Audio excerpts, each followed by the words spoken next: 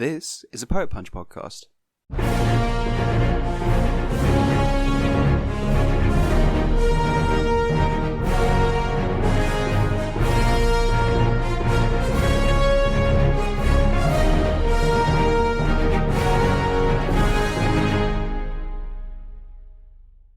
You've pressed it. Big button. We're big back. Button. We're so we back. are back. We're so back. Right. So this week, right? Yeah.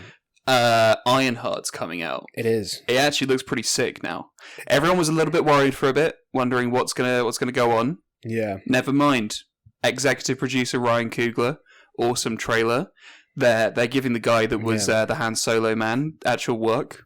Mm-hmm. Where it looks like he's actually been cast correctly. They gave him work 2 years ago when they filmed this. Right, yeah. But it actually looks fun. You realise it was filmed like very soon after Black Panther. It's weird. Yeah. I think they realised like, oh shit, we've got too many shows on our slate. And then had to like... You know what, but it works.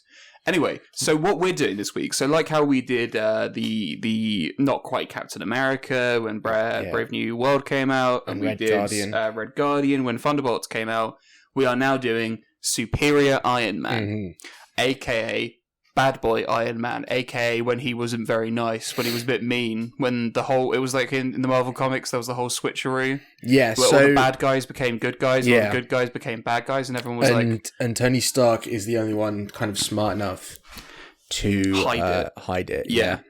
And everyone's like, oh, Tony's still a good guy. That's interesting. Yeah.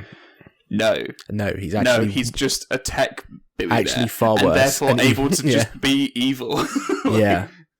He's kind of like oh my god, it's like how Elon Musk is the real life Iron Man, except Iron Man is now the real life Iron Man and pretends to be good for a while and then just breaks format. It's so upsetting. Oh well. He's like the real life Iron Man. So, a little coffee sip for the audience. Right. Where do we want to begin? That was a whole thing that we were talking about. So I watched for Iron Man 1 for a little bit of context. We're going to try and do, I think we've already talked about this a bit. Oh, sorry. We're going to try and do like an alternate universe, kind of a what if scenario. Yeah. I think this is kind of a what if episode, if anything, if this was a pitch. But the idea is just like regular 616 Iron Man pre-Endgame goes down the path of we're going to make a suit over the world. Yeah. But in a very malicious way. I think we've all done a little bit of research where we've looked at different films from Iron Man and had different opinions on where... I listened to the Iron Man 3 soundtrack. Yeah, you listened to the Iron Man 3 soundtrack. I listened to Iron Man 1 and then my internet went down, so I didn't listen to Iron Man 2 or 3. Yeah. So watched. Yeah, I can't lie. I've spent several years watching those movies back to back, so I don't need it. I kind of had that feeling, like, even before the internet went down, I kind of went, I've seen it recently. I've seen it recently in the last 20 years. Repeatedly, forever. Yeah, no, I think I'm ready. Yeah. So I've got a couple of pitches, right, immediately. Let me get my phone notes up. But, first one, I think it would be interesting if Obadiah Stane lives. Still alive? Yeah. I think it would be really interesting, especially because we never get to see Obadiah Stane after Iron Man 1 outside of the what ifs, right? Yeah. Because he dies. What would be interesting to me is that Iron Man's suit around the world thing can get butchered and reapplied to Obadiah Stane's kind of world logic. If you think about it, if anything, Obadiah Stane was pitching suit around the world at the end of Iron Man 1. He was saying, you have created the greatest weapon in your attempt to make no more weapons. I'm going to mass produce this bad boy and make it the most marketable thing. My main opposition to that is that takes away the fact that Iron Man's villainy, which I think is the highlight of this story. I think it would be interesting if it's kind of a stepping stone. So I think this is more like catalyst after catalyst after catalyst. So I think Iron Man 1 does have that rivalry with Obadiah Stane at the end of Iron Man 1, but Obadiah Stane lives and so is still around to kind of stay in that mentor role for Tony, but in a butcherized format. So it can kind of be a bit of someone in the back giving you all the wrong ideas, even subconsciously. So while Iron Man is going through this arc in Iron Man 3 and Avengers Ultron, where he's saying we need to consider this alien threat. We need to take this a lot more seriously. We need to kind of autonomize the system. I'm still a bit resistant to Obadiah Stane. I think he works as a villain in that. I'm not a fan of, like, if you're gonna have a character turn evil, I don't like it being because like someone else convinced them to be evil. I much prefer it too literally, because I don't think it's someone else convinces him. I think it's more just he's one cog. Iron Man is still the big cog. It's more just like one little thing that like is slightly different about this universe that motivates him to continue. I still think Obadiah should die early. I just think a little bit longer. I don't know. I think there's more value in watching a Tony Stark who... Oh, some other ones quickly. Yeah, some other ones, yeah. Right, so my little notes. I think I talked to you about this at the bus stop one time. Yeah. Right? But Pepper Potts dies in Iron Man 3. I think that is a big, like, oh shit. Yeah. It, like, especially because that is right after Avengers 1. Iron Man 3, one of the main things that he's grappling with is, I'm not the only superhero in the world anymore, and the stakes and the threats have all kind of risen since I was last doing my own solo ensemble movie, right? Yeah. So, I think the extra element of, and my wife dies, I couldn't save her. You see, it would probably motivate you to then be like, everything has to be autonomized. I don't see that as the extra moment. I see that as like the beginning. Yeah. See, I see it more as like, if Pepper's not there, who is there to keep Tony from just going insane? Yeah. And I don't think it needs the external. What is Pepper doing in Civil War again? Isn't that the whole thing? They've separated by... they've separated by Civil War, and that's part of the whole dynamic, right? Yeah. Is that Pepper's not around to tell Tony to chill the fuck out. And then, therefore, he goes, you know what? This initiative of trying to organize every single superhero into a government database is a great idea. Yeah. Also, that sounds very Superior Iron Man anyway, because... Can you explain the comic stuff a bit more? The Superior Iron Man stuff? Yeah. Yeah, so from what I understand of it, is that he has turned evil, but pretends that he's fine and that he's been unaffected by this big change. And so he starts doing more altruistic stuff. He creates an app on people's phone that allows them to customize their own appearance so they can look like the best version of themselves. And then once people get used to it, he starts adding paywalls and stuff like that, and makes it more and more expensive, solely to make people like have to pay him more money. And this is partly because Superior Iron Man seems to heavily go down the nanotechnology path as well. Like his suit is like the Infinity War armor, except instead of being stored in like a thing that's external to his body, it's stored in his bloodstream. Yeah. So that it's always with him. I really do like the Pepper Potts dying in Iron Man 3 thing, because if the change happens any earlier, you kind of miss out on the fact that like the breakdown of Tony with the other Avengers. Yeah. And unlike Civil War, if it's more, people are more likely to give him more time of day. Especially, I definitely agree with the Pepper is the catalyst thing. Yeah. I just still think it's interesting keeping Obadiah alive, and it's not like he's a definitive catalyst moment. All it means is that there's a slight tweak to the world. Then it also just gives him someone to double up when he's having these doubts. Because if he was talking to the Avengers about any of this... You see, I think you double him up with Bruce Banner. Sure. Actually, no, Bruce works. I think you double him up with Bruce, and in the comics, Iron Man cures Daredevil's blindness.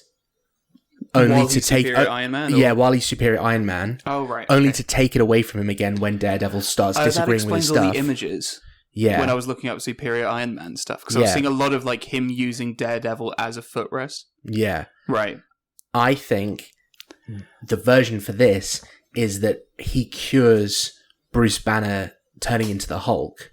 And people think, oh, it's so that Bruce can live a normal life, but no, it's so that he can remove the Hulk from any equation. Well, actually, I think even worse than that is that he implants something in Bruce that's like, hey, you'll never become you can't become the Hulk anymore. You're free. Yeah. And Bruce is immediately like, well, he can't be that. He can't be. I don't think he's going down that bad of a path if he's cured. And I think that Bruce is like, last out of being Iron Man's friend. He's like, everyone else has like been like, he's gone too far. Mm-hmm. Bruce is like, no, there's still stuff with the Age of Ultron See Around the World stuff, because that was also everyone going.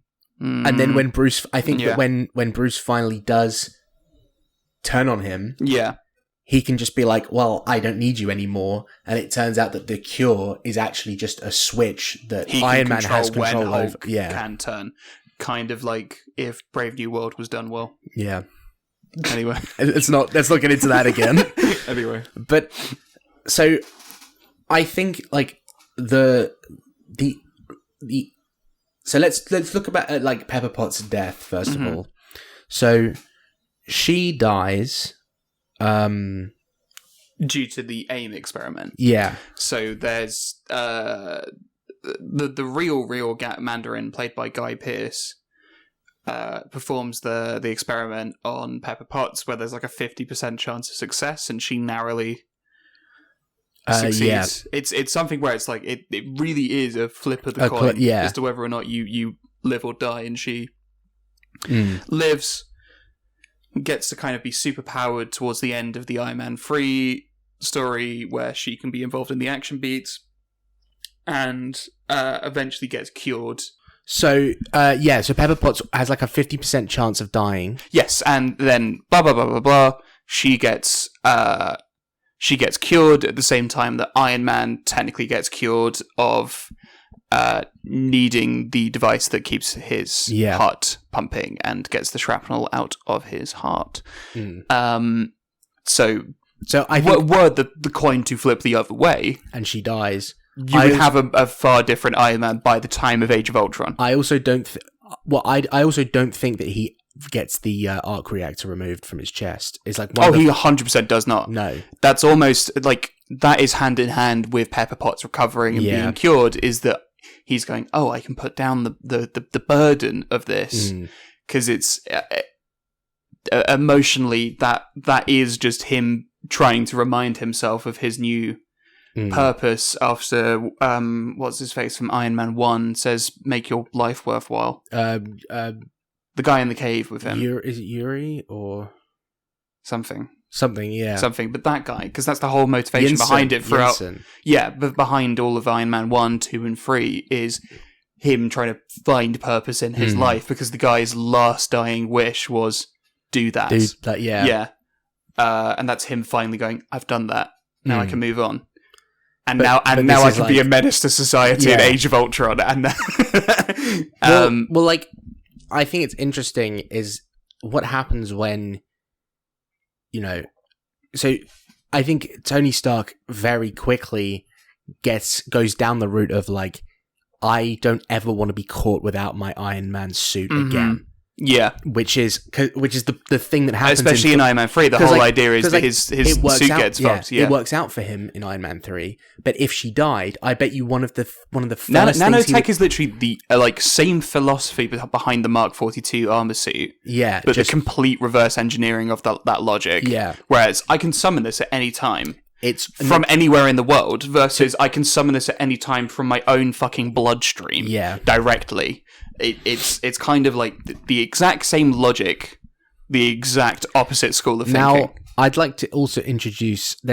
It's not from Superior Iron Man, but it is from a different Iron Man story, Right. and I do not know what the run is who called. I'm forgetting. Okay, But there's another story where Iron Man has the nanotech in his blood, but it's slowly like taking over his body. is this the one where he becomes Ultron or something? It's the one where like I think it's where like Jarvis is slowly taking over his body. Is But I that wouldn't not go the that far. Ultron one? I thought that was the Ultron one, where the final version of that is that Iron Man becomes Ultron, and then they don't know how to kill Ultron because Tony's stuck in his body or whatever. Iron Man becomes Ultron.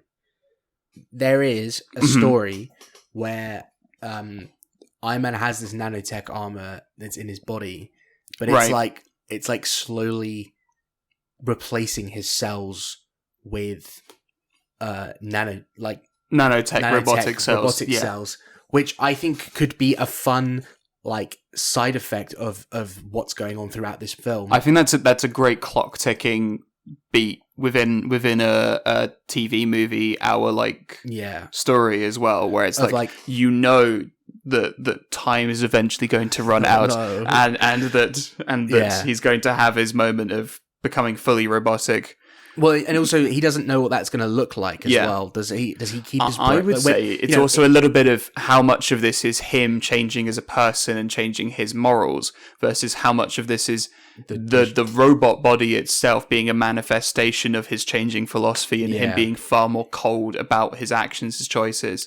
Because Pepper Potts is the human element of Iron Man. It is the person that kind of convinces him to if it was just like Iron Man with no Pepper Potts from the beginning, it would be a like cold calculating billionaire who just kills people. It doesn't kill people, but just stays in his fucking house and just builds shit for no reason with no purpose. Right. Like, what I was going to say is that like I think that the fact that like his new armor is killing him or taking him over. Yeah.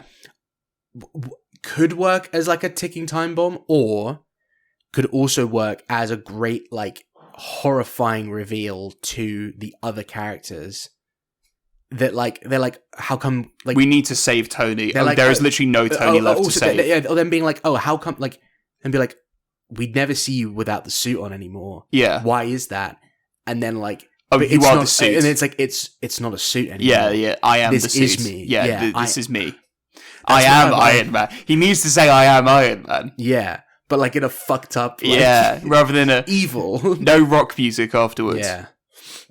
Not a single AC/DC track. But I think a lot of this can come from other people's perspectives as well. Like it doesn't have I think the right choice might be moving away from Tony's perspective on this and it being more a movie looking at how people like Rhodey or Bruce are seeing this change happening. I know that they've stopped What If, but you could almost do a whole What If season on it, where the theme is Superior Iron Man, and you've got the core beats that we've already discussed. Is that by the end of Iron Man 3, Pepper Potts dies. Iron Man becomes far more cold and calculative, and he develops this new armor suit technology with it being in his bloodstream.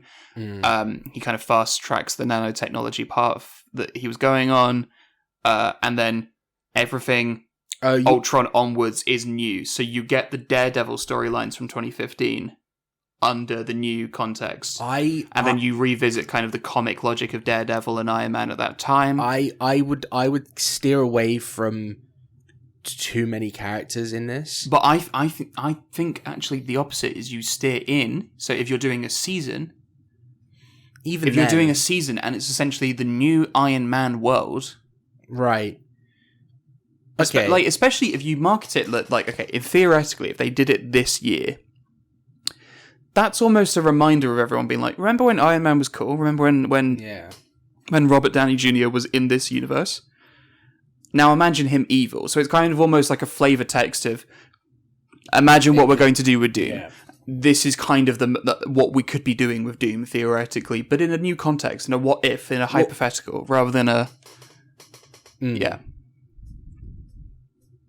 Right. Do you see the logic of it? I'm fine with TV movie or series, but I think both are interesting. I think we need to think more about like what the plan is, what his plan is, before we can think about what the structure of the thing is going to be. Well, I think it's quite simple. So you've got Pepper Potts dying, him going for the only I can save the universe logic. So all of the developments that were in his head of Suits Around the World, etc., where he was collaborating with someone like Bruce Banner, all of that has now turned into, I was wrong when I teamed up with the Avengers. I am the only person who can save the world. I am it's the Saw Gerrera, I am the only one with clarity of purpose moment. Where it's everyone versus me, no matter if they say they're a friend or a foe. Everyone versus me. I am now going to pump nanotech in my bloodstream. I'm going to make an army of Iron Man robots. I am going to create social programming, social engineering. I actually don't think it's an army of Iron Man robots. So I think people are Iron Man robots. I think what would work best is that he comes up with like a cure, or like the nanotechnology can cure any disease. Can keep you perfectly healthy. Yeah, it can like help you like. The nanotech can regrow, like it can grow prosthetic limbs for people as well. He sees what AIM was doing with the prosthetic limb growing and going, that's how I'll sell it. But he's like, well, it's not going to create a biological prosthetic limb, but it will graft a like. It's even better. It will grow. It's like a robotic limb that feels like organs. Yeah, and it does all of that stuff, and it's like, well, why wouldn't everyone? He's basically doing it all as like. Nobody needs to die needlessly. Yeah. In the world. This is his new humanitarian project after his I've solved renewable energy. Yeah. And secretly that is his way of getting everyone to have nanotechnology in their bloodstream. Yeah. Is how I see that, so that's how I see Suit Around the World. Yeah. Is instead of we need to protect this planet, it has now become a butchered logic of that. Everyone is going to protect this planet whether they like it or not, and they're going to become my army of robots. Yeah. For their own good. And yeah, you would slip it. The more I think about it, the more this is just a darker version of the Kingsman beats. Yeah. Where it's the Samuel L. Jackson character being like, free SIM card for everyone. Because the world is dying and I'm going to make you guys learn the hard way. Right. Once again, a tech billionaire has decided to take matters into his own hands. Yeah. In any and sugarcoat it, like kind of give people. I think what's like, quite. It needs to all come across in the beginning. Like all of that idea is like. He's like, there's so many different things that I could. He's like, it's every choice that he makes should feel like a correction to every mistake he makes in Iron Man 3. Yeah. And the first one of like, I'm not going to work with the Avengers anymore is because he's like, well, this was going on. This was the president and no one paid attention. No one was here. Yeah. Where was Captain America? Yeah. Where was Black Widow? Where was Hawkeye? Yeah. Don't trust the Avengers. They don't pay attention. They heard that I was dead and did nothing. Yeah. They didn't come look for me. They didn't find me. They didn't find Pepper. They didn't do anything. He trusts. He trusts I'm now Rhodey. Thinking of the Diary of the Wimpy Kid meme where it's like, don't talk to me. Yeah, God damn it. But and then like I think he trusts Banner a bit because he's like, well, unlike the others. There's nothing. So he is still the last one remaining is Banner. Yeah, because he's like because of that dynamic they had in the Avengers. Unlike the others, there's not much you could have done to help the situation. Yeah, as if you had tried, you would have made it worse. Yeah. So I'm not going to blame you for anything. I think Rhodey's dead as well. At the end of Iron Man 3? Yeah, makes sense. I think Rhodey dies as well. Actually, I think that. I think either Rhodey dies in Iron Man 3, or Rhodey has to die by the end of this. So, like, no matter how it works, Rhodey has to be dead. My argument for Rhodey dying in Iron Man 3 is that one of the big mistakes Tony makes is he doesn't give Rhodey an armor when he had tons of them available. Yeah. And he doesn't let him wear one. And then I think that Pepper doesn't die by falling off the bridge or anything. That happens still, and he's like, "Oh my god, I lost you." Yeah. But then she starts the overheating thing that happens with the other characters where they explode. Like 3,000 degrees, and Rhodey is there, and because he's not wearing any armor, he's just gone. Yeah. Oh, so he gets killed in the blast of Pepper Potts. In the blast of it, but Tony's wearing it, and so his armor can withstand the heat of that. And in the natural human way, when things go wrong, you blame yourself. You either blame yourself, or you blame yourself and then try to unblame yourself. You try and rationalize why you couldn't have done anything, and actually it wasn't your fault that this happened. Well, I don't think that Tony's the type to go like this. To remove. I think if all of that happens, anything's for play in Tony's psyche. I don't think that. Especially because he had a previous, like his previous comfort zone at the beginning of Iron Man 1 is but I can't control anything. This is just how life is. This is whatever. Yeah, but you could revert to that. But I really don't think that reverting is the right direction. I think it's more. I've always seen that Tony's whole thing is ultimate accountability of his actions. Yeah. To the point where he starts taking accountability for other people's actions, and then tries the world is on my shoulders. And then tries to dictate like what their accountability should be as well. Which is what Civil War is. Civil War is him going, "Hey, it doesn't matter how good we did. We could have done better."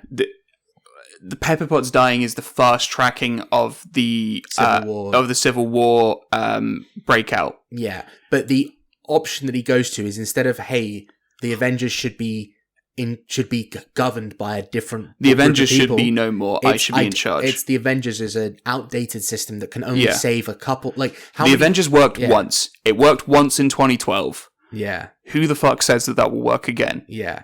Also, how many people? That is a big gamble. Yeah. How many people died in New York? Yeah. Oh yeah, sure. It worked. In the world isn't dead. Yeah. People died though. That's still bad. And I think no one should die ever of cancer, of aliens, of anything. Yeah. Nothing. and it's just like this is an ideal that is impossible. Well, I think like the like. Obviously, you've got, like, Steve Rogers is probably one of the first people to be like, I don't know, man. This is a bit far. You put it in your blood? But then I also... I love the idea of Steve Rogers getting mad at him for putting something in his blood after having taken super soldier serum in the 40s. I think that part of it is that they don't know that that's what the armor is. So I think... I know. But I love the idea of there being as, like... We shouldn't do it, but I love the idea of there being a scene where Steve Rogers is getting mad at Iron Man for putting shit in his bloodstream. Yeah, like, right. It's just like, who would do that? That would be be wrong. Oh, you're just gonna let science be in your fucking veins? Yeah. I think maybe a series is better because you get the slow burn. I like the series. I think the slow burn of it works, and I think multi-perspective works way better with Superior Iron Man. I think because you get to so we have the free logic of he's getting the stuff in his bloodstream, where he's slowly turning into a literal robot, but you don't see that because you're not following Iron Man, or at least you get snippets of Iron Man like first person account like. Story bits slowly trailed through this long burn season. I think Daredevil's a good point. I think especially if it's Daredevil's a great point because if you're in a world where people are trying to talk about having full accountability for everything and you live in New York and you're seeing all of this and you're seeing this full accountability logic. Shut up. Okay, you're around for all of this. You're hearing all this where people are talking about full accountability and it's not benefiting the neighborhood that you're in. Yeah. But people are still obsessed with this idea. Kind of like how people were probably like seeing like systemic issues occur in New York after 9/11 and being like, okay, all of this like love for the incident with the towers is not actually helping anything. You could also have it that like Daredevil refuses to take. It's almost like the mutant cure. Yeah. Of like he's like I don't. I don't need to cure my blindness. Yeah, people are talking about, oh yeah, of course, because he technically has a condition. Yeah. And then people are like, why aren't you taking it? And he's like, well, I didn't need my sight before, you know. This is definitely the mutant logic of it, where it's like, well, why wouldn't you take the cure if there's a cure? And it's why? Because that's me. Yeah. Yeah, like, and I think, it's talking about how much disability creates a person, or how much a condition creates a person, and their whole ethos of being. Because that's the one thing that I don't like about the mutant cure thing in Last Stand. Is that, like, they other than it also being a tacked on plotline. Well, yeah. Anyway. Well, it's not the tacked on plotline. It should have been the main plot. Yeah. It's just... But the fact that they all berate Rogue for taking the cure, when it's like, you have, like, Storm, you have powers that control the weather. Yeah. That's cool. She can't touch anyone. She can't touch anyone. Yeah. You don't, like, you Her can't... power is literally hurting people by default. It's... Like, you can't blame people for taking... You can't be mad at people for taking the cure when it's there. What you can be mad at is... And even being mad at the cure's existence in the first place, I think is a bit... It's not hypocritical, because but it's like, it's a bit naive in the idea that, like, you're the X-Men surrounded by the people with the coolest powers and the most useful powers. Yeah. You are not Blob. Yeah, you're not Blob. You are not like, Toad has a kind of useful power. Toad has to live like that, though. You know what I mean? Like there's a level of acceptance which is like, even like Mystique's whole thing of like, we don't need the cure. You can change yourself to look normal if you wanted to. You have the option. It's also interesting if you're looking at the wider, like, thematics of it, where it's like, well, when there is someone from a marginalized background who is in a place of privilege, they don't always see the way the world works from a kind of lower position in society, where like, oh right, like, if you're this may be that I've just watched The Wire too much recently, but like, if you're peddling drugs and you're on the street, you're more likely to see, like, systemic acts of violence because you're black than if you're like in the high rise, like in the suburbs or something, and people treat you white, quote unquote. Yeah. It's kind of that logic then reapplied to X-Men of, well, if you have all the cool superpowers, then you aren't having the same experience of mutant existence than the person who looks like a toad. Yeah. Like, yeah. And I think that's an interesting discussion and an interesting nuance for Daredevil to get, is like, look, I don't blame anyone for taking this cure. Yeah. It's clearly personally, I do not want it. Saving lives. Yeah. But I don't want it. Especially because if Daredevil is saying, I have a higher purpose of fighting crime, it would actually neutralize him for a bit, because he's trained his whole life with hearing, and with the seeing people through hearing.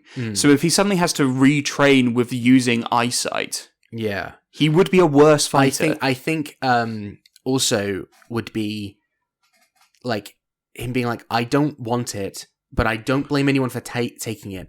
But what I will not accept is if it becomes mandatory, forced upon me. If I have to have it, then this becomes a much more questionable issue. Yeah. I also think we need an episode that's essentially in the Winter Soldier, where the Winter Soldier stuff is happening, and it's Steve on his own. Captain America's halfway for his halfway for his Winter Soldier arc, and then Iron Man turns up and just solves it, completely solves the problem. And it's like, oh yeah, you're here. And then, like, I think what could be a reveal later on is that the insight algorithm that detects whether or not people are going to act out or not gets hijacked. Tony's keeping it. He's where you think, oh well, thank God Tony came in, saved the day, solved the Hydra problem where Hydra was going to take control. You've killed it, right, Tony? You've destroyed this. Yes, of course I've destroyed this. Yeah, and then it's like, keeps it. He's kept it because he doesn't. He might not plan on using it when he keeps it, but he knows that, like, hey, there's always the possibility it's like if there's like a leak on the internet, like, your data is now out there. Yeah. Like, the second something is there, people should use it. Well, not like people should use it, people will use it. Yeah. And it's just who is holding the keys and then how do their motives change from Hydra to Tony. I think it's interesting to talk about the different perspectives. So Daredevil, I think, is a key one. If we're doing it kind of like episode by episode, different people's points of view. I think one of the later ones is Bruce. Bruce would be good. I think Bruce would also be good because it would be the way that you get that exposition of seeing Iron Man turn. I think Bruce later on. So it's if we're going by Paradise logic of doing multiple perspectives on the one thing, and you're still seeing the through line of how did the world get to this point. Paradise, great show. I think we've already said that. Yeah. That would be the reveal. That would be like the spoilers for Paradise episode, kind of 7-ish reveal of how the world turned in seconds. That would be the Bruce Banner episode. Yeah. So I think Daredevil's an early on episode. Bruce Banner is a later episode. Yeah. Who else would be interesting? I think Hank Pym. Actually, I did have this thought because I think one of the early things that you would also have is Tony Stark like raiding Pym Technologies for the Pym particles. Because it's interesting because Hank Pym's also got an interesting perspective on that because he is also fuck the Avengers as a person. But he would also see Iron Man coming in and literally requisitioning his technology and go, fuck you, buddy. Yeah. I hate you for this. So, and that's infighting. Great, perfect. Like it's kind of I half agree with your motives, half agree with your logic. You're doing everything wrong. I've also had this feeling for a long time. I've basically had this feeling since the 80s. Yeah. Off screen. Yeah, sure. Yeah. But yeah, and I think that there's a lot that can be done with that. I think that what you do is the way that you make this more morally complicated is that you do have him you do have Tony doing things for people that like he didn't get to do in the movies. Yeah. So he takes the Pym particles and then we can show like a bit later that he does go down to the quantum realm and get Janet or something because he's like... That would be a really interesting way of basically swaying Hank Pym immediately. Yeah. Where it's like, I hate you for doing this. This goes against all of my morals. Oh, wait, my wife's back? Yeah. Interesting, never mind. Morals changed. Yeah. Do we deal with Kank? No. No. No. But, like, I do think that the second to last episode should be, like, when he takes full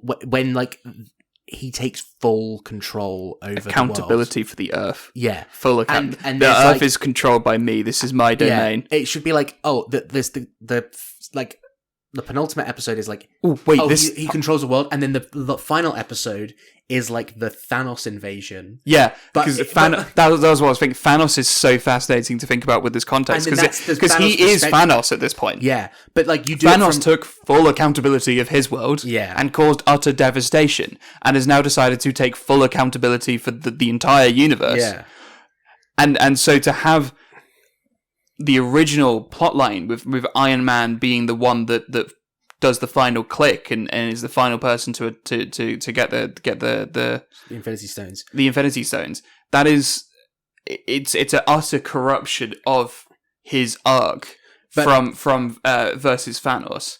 It is, I have become Thanos. You see, and now I'm not sure. I agree. I'm not sure. I think about him. Because I don't think that he would ever find... It's in the subtext rather than in the... But, like, I think that last episode being from Thanos' perspective of, like, getting through the end of the Thor Ragnarok, like, he does that stuff. Yeah. Wait, no, because that would be different as well, because there's no... like, Bruce wouldn't be in... Anyway, you get, like, the Thor, like... There's some Thor-adjacent stuff happening with Ragnarok anyway, because Dark World has happened, which means that some of Ragnarok has to happen. Thanos ultimately still needs the stone, so it doesn't really matter where or how. So Thanos still needs the stone, so you still have that beat. You can have like an episode that's about like Asgard is being raided for the Space Stone. Yeah, and it's like the opening of Infinity War, but it's on Asgard instead of on the ship, and he's already got the Power Stone, and then. Because Guardians of the Galaxy won't change in this world. Yeah. And then can it? Like... you have like it's almost like an epilogue episode almost, right? Where it's Peter like showing... Quill instead of Thanos could be an interesting perspective. What do you mean? If we went for the logic of somehow the beat still existed, and you essentially had Peter Quill meeting Iron Man in the same way that he did in Infinity War, I think that could be more interesting than Thanos. No, I think because I think there's the human element there. I think the Thanos stuff is interesting because you get to show like, okay, what does it look like when Thanos has the stones? Yeah, and he's got like a bit of down, and he's got a downtime between getting the next one. Yeah, what does it look like? Like when he's trying out the powers of the stones for the first time, and he's deploying his guys on Earth, and they're getting crushed by Iron Man. Yeah, instantly. So the idea of like he's like, all right, you guys go to Earth. There are some stone. There are however many stones there are there. Mm-hmm. Is it 2 or 3? Begin the invasion, but like regardless, begin the invasion. Begin the invasion. I'm gonna go do my own thing. Yeah. Goes that like gets the Soul Stone, does the Gamora stuff. Mm-hmm.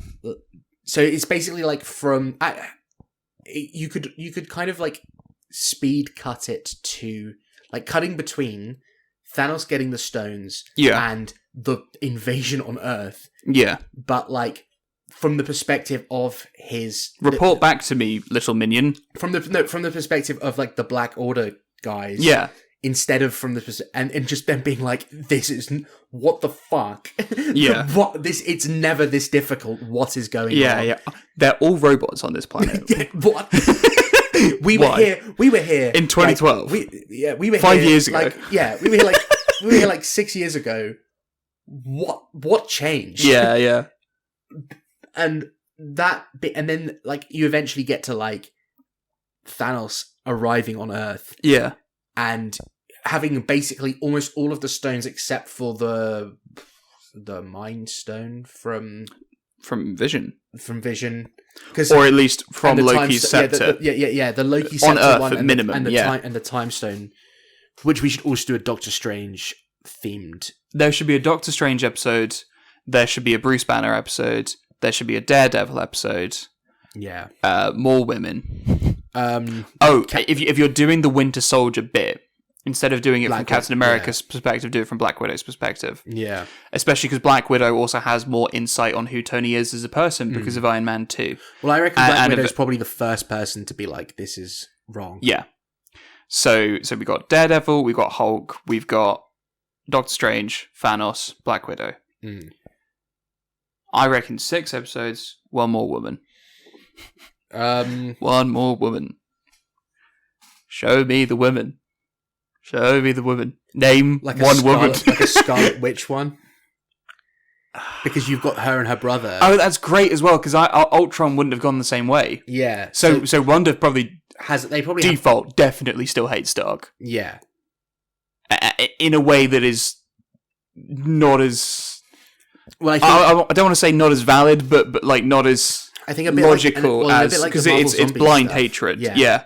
But like a bit like the Marvel Zombie stuff. I think the end of that. I think the Scarlet Witch one is the penultimate episode, and then you've got Thanos. Yeah, where it's like it's these two kids and like whoever else has been able to survive in the Resistance. Quicksilver's alive in this. Yeah, are like the people who are left in this like. It's not quite a police state because there's no police. It's everyone. Yeah, she's hidden away in a Hydra basement far away. So she default has kind of the jump. I think versus like people who are in public life in society. I think it's a bit like the agents in the Matrix, where instead of needing like a police, it's like there are citizens who live their normal lives. And then... Oh, it is basically the Matrix, isn't it? Because you can just get people like random civilians for then something it's like activated. People live their normal lives. They see a crime, and then the insight algorithm just takes over, turns them into an iron thing to like neutralize the problem, and then they get planted back where they were. Yeah, and it's like an accepted thing of like, oh, I guess I was on duty. Yeah. And it's like how do these people who are probably on Tony Stark's list as high-powered individuals who are also very dangerous. Facial recognition technology. Immediately, the second you're in public. Yeah. And he doesn't need the like helicarriers anymore because he's got everyone's eyes. No, it's everyone's eyes, yeah. Yeah. That's fucked, but yes. And then let's do an order. The way that they get killed, I think, is that again. I think. Hold on. So we've got Daredevil, Hulk, Scarlet, Black Widow, Daredevil. Oh, you've got Daredevil. Sorry, Daredevil's already written down. Thanos, and then there was one more. I can't remember. So we've done Wanda, we've done Hulk, we've done Daredevil, we've done Black Widow, we've done Thanos, Doctor Strange. Yeah, there we go. We figured it out. It was Doctor Strange. Yes, Doctor Strange. We did. Yeah. You said Doctor Strange should be the penultimate, and you also said I didn't say Doctor Strange should be the penultimate. Oh, Hulk should be the penultimate. No, I was saying Hulk should be later. Yeah. But I think I reckon Black Widow is early. 1 or 2 I think minimum. Black Widow's 2. 1 to 2. I think 1. Wait, is Daredevil 1? I think Daredevil is 1 because it makes sense, because him at that point is the ground perspective. So it's almost like you're slowly being shown the truth at different levels. So Daredevil is ground perspective, what's going on. What is it? Is that 6? That's 6. I think there should be one more episode that's the actual beginning, that's Tony Stark. It's the only one that's from Tony's perspective. So you have Tony Stark, right? So it's basically just a retelling of Iron Man 3 and how he's gone down this path. Well, it's not even a retelling. It's it's the end of Iron Man. Re-logic, yeah. Then, so Tony Stark, and then immediately paired with Daredevil, where you have all of the input, all of the knowledge, none of the knowledge. I would have put Black Widow. I think Daredevil works. I really do. Because it is essentially, there's a jump. I think you need a bit of a jump between 1 and 2. Right. So Daredevil, I really think works. Yeah. Just in terms of you're given all of the information and then none of the information. And then you're really trying to search around being like, what's going on with Iron Man? Why is there the cure for blindness? Yeah. Why is all of these kind of bits are going on in the plot where you're going, okay, I need to piece this information together. Well, then I think with the Scarlet, then will be a new reveal of what Iron Man looks like. You're almost yeah. Black Widow would be a new reveal of what Iron Man looks like because he's returning. He's been away for a while. Careful, been away for a while. I think that also works because then you've got Hydra that is very much, hold on, is someone else going to beat us to it kind of thing? And the Hydra reveal coming and it following Black Widow through that. Where would the start point be for the Black Widow stuff though? Because you don't want to just do the whole movie. I think the start point is that it's kind of her perspective. She's going up the tower, so she's in disguise as that UN lady. Yeah. So it's kind of because the audience watching this has definitely seen the majority of the Marvel films. You immediately go, oh, this is the Winter Soldier bit where everything is happening and she's in the building and Cap is on the helicarriers and all of this is going on, right? Yeah. You the helicarriers are about to go up, if not have not just gone up. Yeah. And then you think, oh, we're in for it. We're going to be here for another 5 minutes. Iron Man turns up. And then a lot of it is then Black Widow in the aftermath going, I don't like it, Cap. He's basically doing what Hydra was doing that we were trying to solve. Yeah. And then that is the kind of core theme of that episode. So it's less re-depicting all of Winter Soldier and more this was going to be Winter Soldier, this is now no longer Winter Soldier, what's going on? Yeah. So that would be Black Widow. We've got Thanos at the end. So we've got Scarlet, which I think that's we forgot about Hank Pym as well. Oh, yeah. But we can add a Hank Pym and make it an 8 episode. Yeah. So cross off Thanos there. So we got Hank Pym. I think Hank Pym should be I think Hank Pym should be earlier. No, because it... Oh, wait, no, that kind of makes sense. So Black Widow's saying, I don't trust any of this.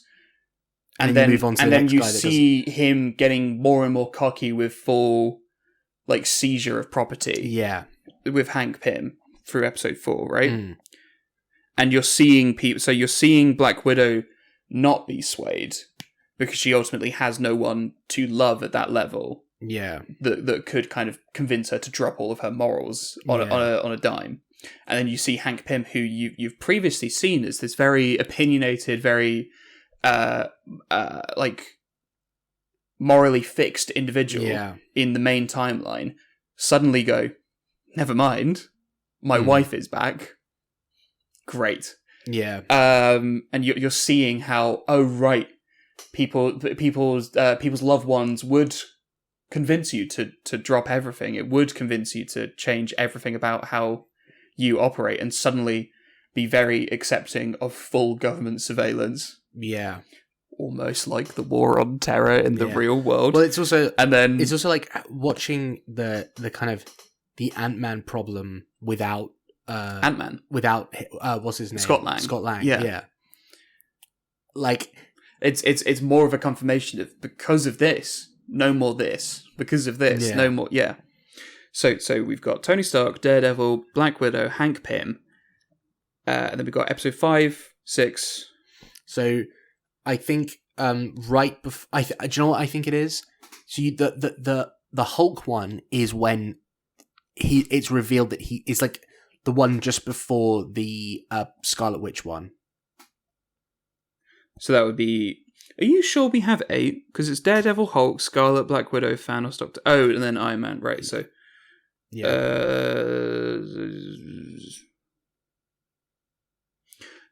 So wait, where would Scarlet Witch be? And then where would Hulk before be? Thanos. So Scarlet Witch is just before Thanos, and then Hulk is just before that. Yeah. So that would mean that Doctor Strange is episode 5. Yeah. Okay. And the Doctor Strange one is it's basically like all of these should also feel like Tony Stark is assembling all of the, instead of like assembling Infinity Stones, he's assembling all the different types of technology and magic and things like that, and kind of folding them into. Wait, Tony or Doctor Strange? Tony, right? Is folding all of these things in to this suit of armor concept. Is like, well, I also love the idea of his main objective in the entire episode is, how the fuck do I get magic to bend to my will? And just basically trying to like force things like magic capes to just make sense in this new world order, because it's kind of the I'm going to solve everything, and then magic has no rules. What if instead of Doctor Strange, it's from the perspective of Mordo, the other, the Tilda Swinton one? No, the other guy, the guy that was going to essentially be Doctor Strange before. No, not. Is that what he was? No, that's Caecilius. Right. I'm talking about the one who's like, I can't stay here any longer. This is all morally wrong. There should be no more sorcerers. I don't remember that guy. Oh my god, he's the. It's been a while. It's been like a year. The guy from it was in Venom 3. Oh, that's who I'm thinking of. When I said the guy that was going to be Doctor Strange, that's just how I think of him. How? I don't know, man. I just because like. Yeah. Anyway, like it should be from his perspective, and instead of it being Doctor Strange who shows up at Kamar-Taj, it's Tony Stark. Yeah. Who is there, and when like and he hasn't done this naturally. Like kind of how like Doctor Strange is kind of like losing himself and finding new clarity of purpose and whatever. It's Tony Stark having been like, I basically created the ultimate algorithm, and therefore I found this hidden fortress. Yeah. I have defied all of the logic of how you've kept this hidden. Yeah. And I have managed to like force my way in. Well, like, I think it also then kind of folds into the whole like. It's also demystifying in real time as well. Like magic is just technology we don't understand. Yeah. And if you have the ultimate algorithm, you can understand anything, and therefore that's like Tony's philosophy is that like this is just another technology I haven't mastered yet, and I will. It will soon become part of my ultimate plan. Yeah. It's just that I've got to figure it out for a bit. Yeah. And it's a great point, because that is kind of the like. That is the slow burner episode you need after something like that. I think is especially because it gives us time with Tony again, where but from the perspective of him being like, an antagonist. I don't like him being like. I like the same way that Black Widow gives us more insight on Tony through seeing it through someone else's eyes. It's a bit like new on person. Yeah, he shows up. He's too powerful to kill. Yeah. So you have to reason, but he's also not trying to kill anyone else. Yeah, he's just there being like, look, you can't physically remove me from... He's trying to change everything about their way of life after thousands of years, and yet he's not. So it's kind of like his philosophy is retaliating to... Do you know what I think should be one of the things that he has... after that he has built in? Right. Is in the like... the arc reactor... There's like the arc reactor bit in the chest. A timepiece. And then around that is a wider circle that has a sling ring like built in that spins round and creates the portals just like built in. So it's not only can he be everywhere because he can put himself into everyone's brain, but he personally can be everywhere. Yeah. And it's this idea of him being like, he's like... And that doubling up on that makes full logical sense if you are so paranoid that only you can save the world. Yeah, that even though you... have two forms of being able to be everywhere and be omnipotent makes perfect sense. Yes, I agree with that. Because... then Hulk is good there. Wanda's good there. I think it's also interesting because you can start... Like he has the... I think he would show up wearing like a normal suit. Yeah. But like, it should... like... there should be like undertones of like it's still making robotic sounds, or like... What do you mean? Because this so when you have the ring noise. No. When Tony's in camouflage, he's wearing like regular clothes. But the implication is that under the regular clothes, he's trying to kind of pretend that he's just wandered and stumbled across it. Well, no, he's trying to pretend that he's still a normal human being. But you could also go for the I'm trying to see clarity of purpose, and this is why I'm coming into this. I'm saying clarity of purpose a lot. Yeah, but like what I mean is that the underlying hints. There are hints that like not only is the suit always around him. Yeah, it's no longer become a suit that can detract. Yeah, so like in the he's wearing regular plain clothes, and there's still like a chink, like a ching. Well, I think it would be more of like a... It's a bit subtler than that, but it's still like there is metal clang to what should just be fabric. Whereas, like, I think what you do is that you have it that like by the time he appears in the Winter Soldier episode, it can retract and go onto his body like in Infinity War. Yeah, and then when you get to this, especially because if you're at Doctor Strange, that is really getting close to the point where in the main timeline he's developed the nanotech. Yeah, and it's just so and he's done it a bit quicker. Yeah, and I think that what you kind of hint at is, and especially you use, in Iron Man 2 he has that like scarring up his neck, the digital scarring from it. Yeah, I think that's kind of returned a bit, and you can kind of see bits of it. Yeah, but like it's almost like he's possessed at this point, rather than possessed in a subtextual way through his obsession with saving the world, possessed on a literal level through him having self-injected nanotech into his veins that is constantly developing his body in an unnatural way, right? Yeah, because like I think like especially with like the horror of that reveal later, where it's like, no, the suit is me now. I am the suit. Like there is no suit. It doesn't come off anymore. Yeah, and I wouldn't want it to if it. Yeah. Like I'm more than like I've put. Like I am Iron Man, especially with the idea of, like, part of the thing that he's using the Pym particles for, is to make the nanobots smaller.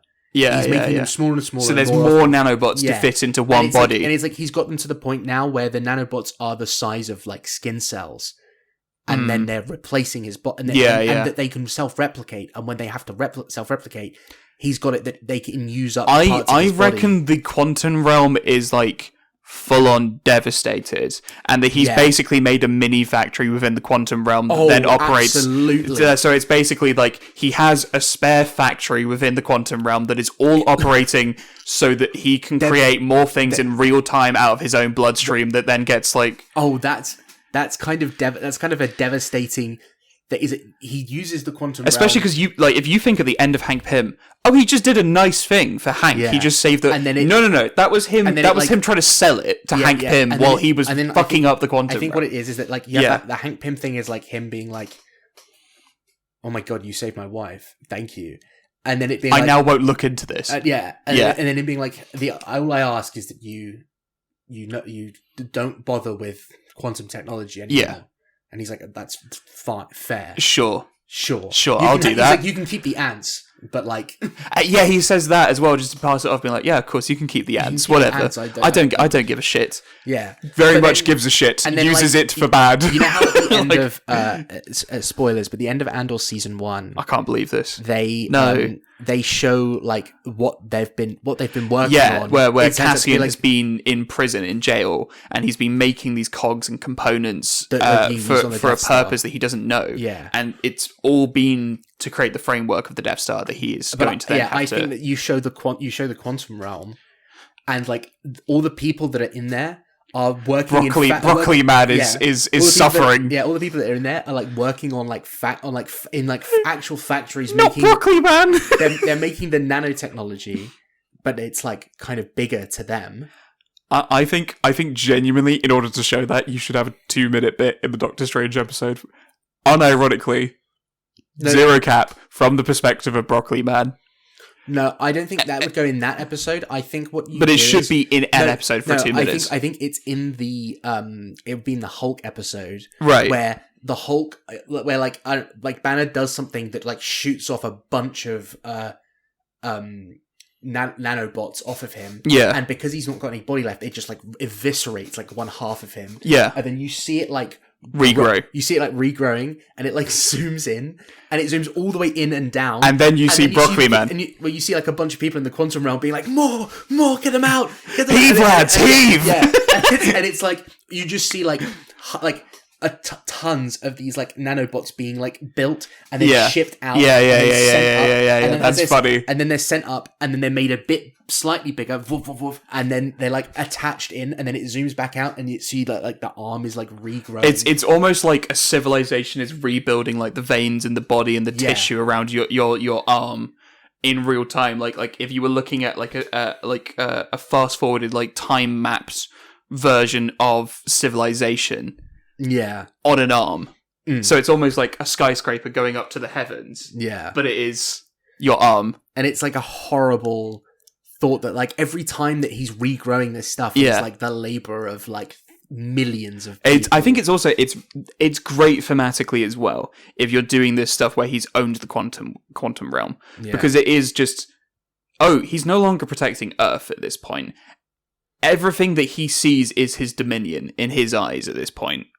Accidentally, I think so because it's less like he's going, I really want to like own the quantum realm. It's more, this is a tool that I can use to defend Earth. So if like there was an alien invasion on Earth, he would probably find a really suitable use for like if he found out that the Skrulls exist, he's going to utilize the Skrulls. If he finds out about the quantum realm, he's going to utilize the quantum realm. If he finds out about the Nova Corps, that's going to be used.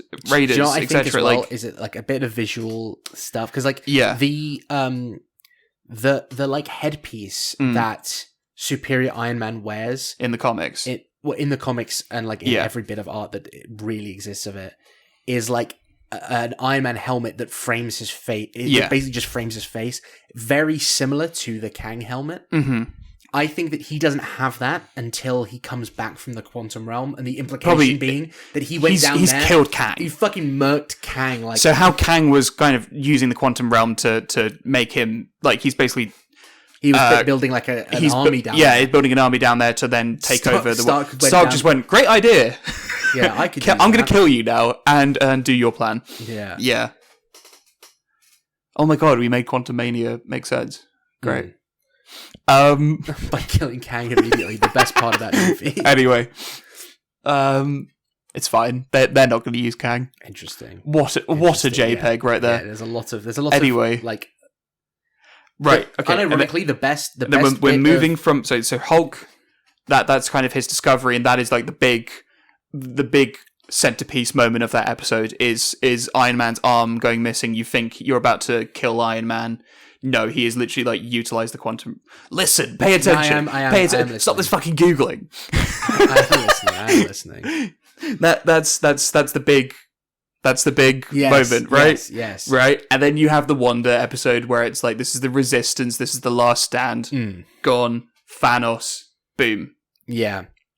I think that's a good through line. I think again, the you're seeing the full corruption arc in real time through these POVs. The Hulk one being like, the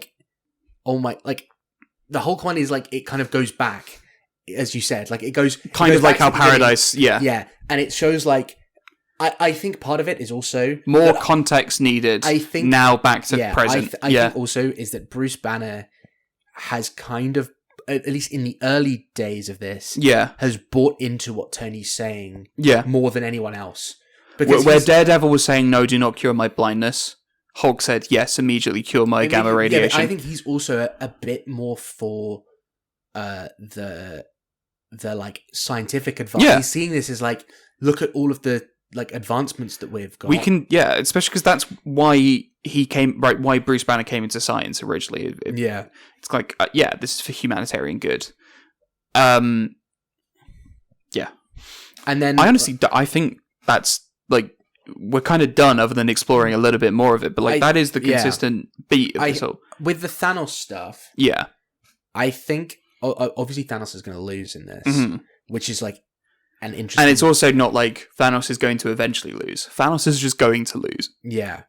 I think Thanos loses with quite a few Infinity Stones that he's already collected as well, which is what's terrifying, is that I think when... Where he said Thor should have aimed for the neck or whatever. Yeah. What I actually think what's more fucked up is that Tony Stark's calculator. I think that Tony Stark has basically reinvented the Borg from Star Trek. Yeah. I think that's also how they defeat Scarlet Witch and Quicksilver. Yeah, it's just sheer numbers at that point. Well, it's not just the sheer numbers, it's that eventually you're going to get a piece of nanobots in your bloodstream. Yeah.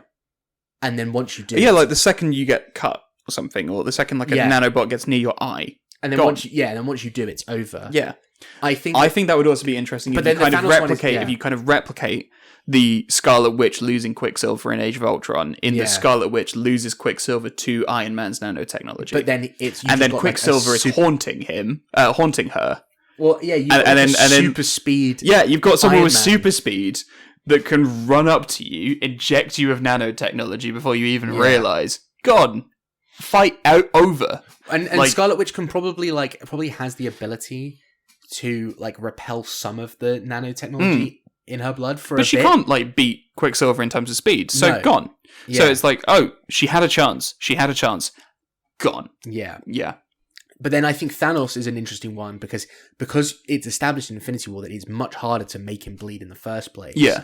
That like the amount of effort required to he's almost got a slight advantage because of how the amount of effort. I think that also one of the things that he probably realizes is how do we deal with Thor?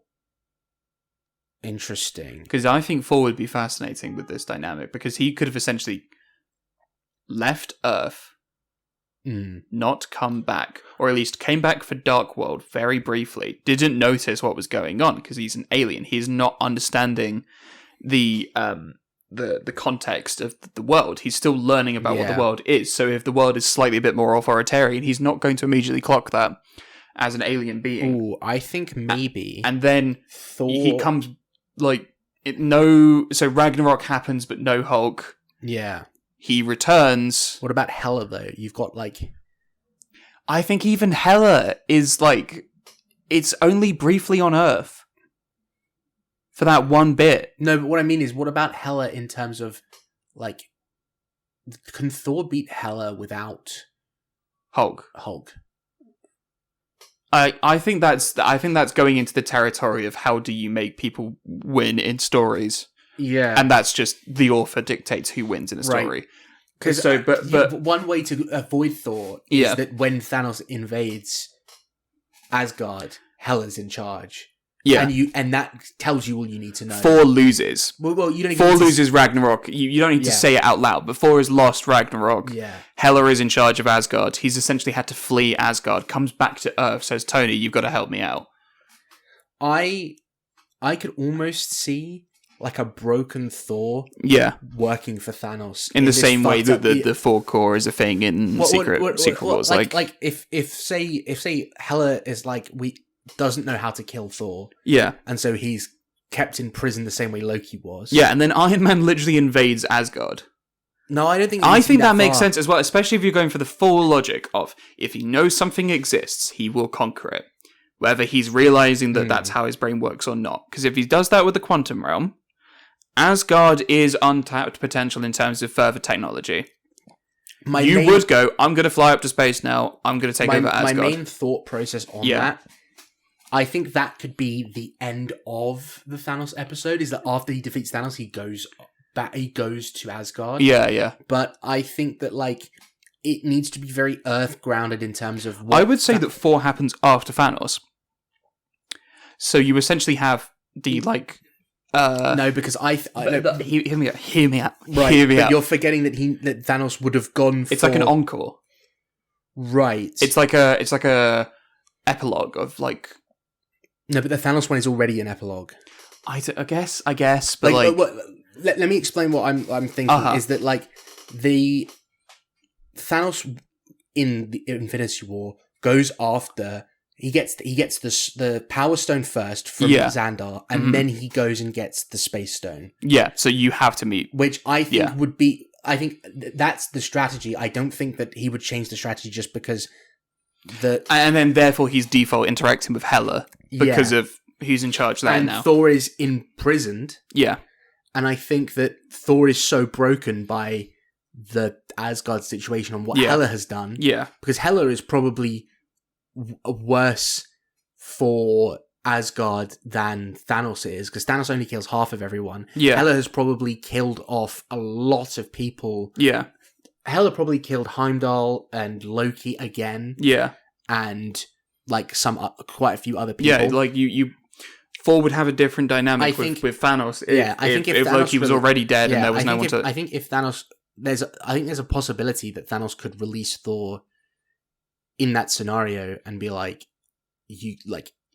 I'll let you... I think it only works... You can have Asgard back if you help me. I think it only works if Thanos has already deployed the Black Order on Earth and has seen the Black Order get crushed immediately and has essentially gone, okay, I have to bargain with someone.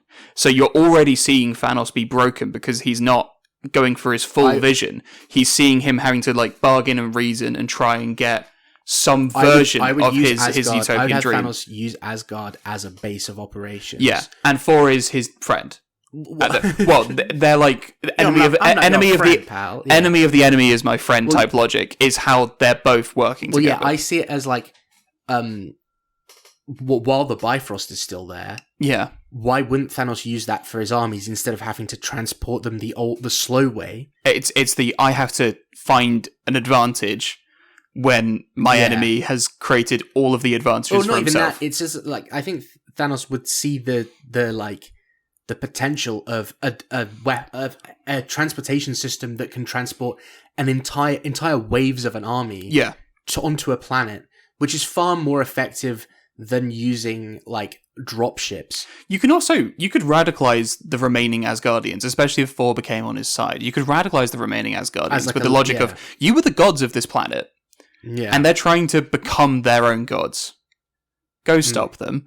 And then, Well, I think what it would be is that, like, Thanos is controlling, is like occupying Asgard. Yeah. And using it as a base to get to Earth. Mm-hmm. While he's also going and using the Space Stone personally to get to other stones. Yeah. And I think what you do is Black Order gone, need a new Black Order. The new Black Order is new Asgard. I think you occasionally cut, like, when Thanos goes away. Yeah. Sometime I actually it might be more interesting to watch Thor's perspective on that last episode, but like it's kind of a Thor/Thanos kind of. But Thor's not allowed to. Thor's like, I'm not joining you on this. Mm-hmm. I'm here. You promised me I'd get Asgard back when you're done. That's the deal. Yeah. And then when he's like, oh, by the way, he's like, I don't like to ask, but I'm having a bit of trouble on Earth. Yeah. He's like, good. And he's like, no, you might want to see what I'm seeing. Yeah. And then where Thor's been like, I've taught them well. I've made them ready to save themselves. And it's like, no. Yeah. Because then you send, I think what you do, you send, like, Thor is sent down. And when Thor goes... And it's almost his last friend. I think when Thor is sent to Earth... Yeah. You then keep with Thanos' perspective and you don't hear anything back. And that's the scarier thing, is that you've sent Thor to Earth. Yeah. And then nothing. Yeah. And it's like, well... The god has been killed in seconds. Like, yeah. And so I think it then becomes not only like I've got to get the Infinity Stones to do what I'm planning on doing, but I've also got to use the Infinity Stones to wipe out the humans. Hear me out. I feel like this does defy a lot of logic, what I'm about to say, but I think there is an answer and a solution to it. Right. If the final shot of this is Iron Man with the fucking hammer, I think that still works, because obviously he is not an absolute good at that point. No. He would not be worthy of the hammer. But...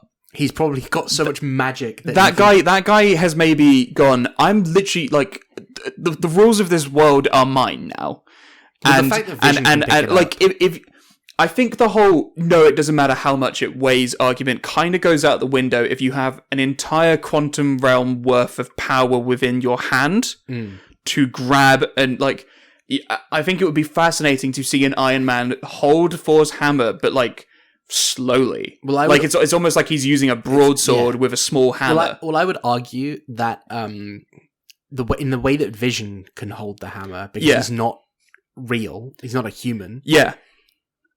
Tony can hold it because basically he's no longer human. Like 90% of his body is robot. Yeah. To the point where, like. It's a bit like I still think it's a struggle. It's a bit like the new, in the new RoboCop, where the only thing left of his body is his head. And right, yeah. It's similar to that, except maybe it's literally only his head is like the only. I don't think his brain's got. I think his brain tissue is merged at this point. Yeah, I think it's like it's more like in order to work out how much of him is still human, you've got to do like a full body scan. And it's like 5% of it is human tissue or something, where it's like technically this guy's a cyborg, very technically. Like the skin on his face and hair are like the only things he's kept. And even then, it's like 50% of the hair. The rest is like synthetic fabric. Yeah, and it's all like it's a vanity thing. Yeah. Yeah. You see like one mole on his body somewhere, and that's probably like the last thing. I think he's got like one birthmark. He can. I think he can hold the. Yeah, he can hold Mjolnir, but at that point, yeah. But I think he's also like that. Like again, like I like the idea of the sling ring in the chest that can just get him anywhere. Because then, what you can do is that once he defeats Thanos at the end of that episode, the kind of daunting end is the sling ring opening to Asgard and Iron Man having like human robot invade Asgard pouring in. Yeah.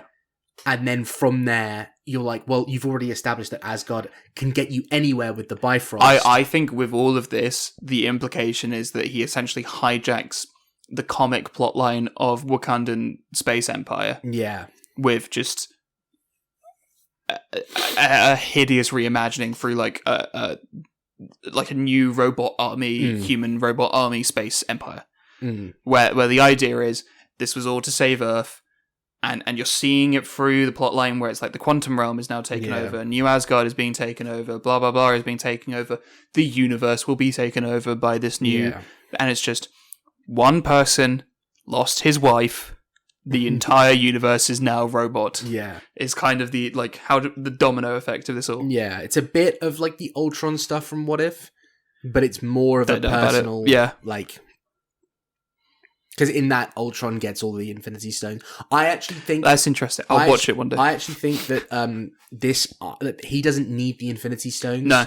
I think it's more like the reason why this is terrifying is that he can defy odds. I think if anything... So it's that he doesn't need the stones. He doesn't need to be good to hold Thor's hammer. He doesn't need this. He's found a way to bypass I think if anything, the rules that you've been accustomed to. He's using the Infinity Stones to generate power, to generate actual like energy. Yeah, no, it would probably be More like than if he does get the Infinity Stones, it will be a trivial use. He will just have a little generator that hooks all the gems up. Yeah, and just uses them for something slightly menial for what their higher purpose is, right? That would be the way he would use the gems at that point.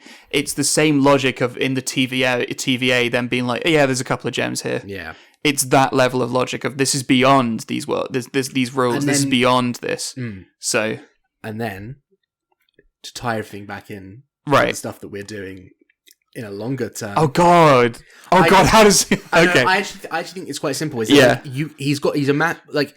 You cut to like a few years later where he basically is emperor in this whole universe. Is he Doom? No. Okay. But I think it's when it comes to like the universe is breaking. I think the barrier is his universe. Right. And the kind of interesting part of like the universes colliding, the incursion stuff is that. And what we've kind of established with some other characters as well, like Bite and stuff like that, is that no amount of prep can save you. Ah, okay. So all of this still comes to an end when time runs out. Yeah. Interesting. Well, I guess that does make sense because Secret Wars is kind of just the universe is ending. You can't do anything about it. And I think, unless he grabs Molecule Man somehow, that's not. No, I think that is a good way of like technically closing the book on this. Yeah, except I don't think we should put this in the final episode. I think this is too powerful. No, I actually. You really think we should put this in the episode? Mm-hmm. All right. I can see he's crazy. Everyone, he's crazy. He's lost it. I can really see. Vote 1 to fire Tom. I can really see like superior Iron Man. This guy who's like got it all and it doesn't work. Like that thought process being like, fine, I'll like when Doom arrives and is like, hey, there's another way out of this, but it doesn't. But you can't. You have to abandon everything that you have been building in this world. Essentially, what you're doing is you're trying to save what you've got. Yeah. And that's not the way to survive. The way to survive is we've got to build something new afterwards. Mm-hmm. And like which is at odds with every bit of logic that this guy is his thing is no, I'm going to preserve things no matter what. No matter what like the laws of reality are, I'm going to preserve everything. Yeah. And then when it's like realizing that doesn't work. Yeah. I think it's then like again. Just that it's taken him longer. Yeah, that it would have taken him had he gone through his usual Iron Man. Yeah, arc. You can't save everything. Some people have to make sacrifices. Some things have to be done. These like you can't make a perfect world. It's not possible. This being like he only just realizes this after he's essentially taken over the known universe. Like and he's still losing. I think that's it. Is it like the end credit scene?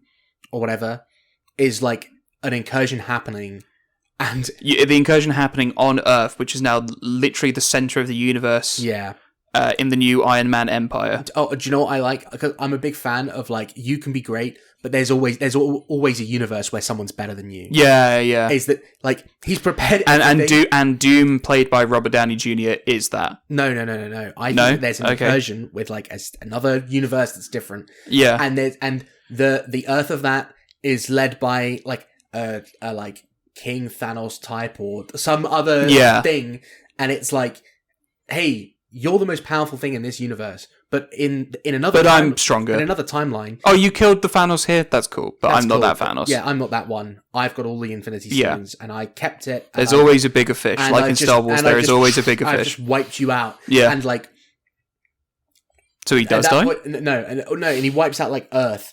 And so just Iron Man remains. Yeah. Superior Iron Man. Okay. Alone. Yeah.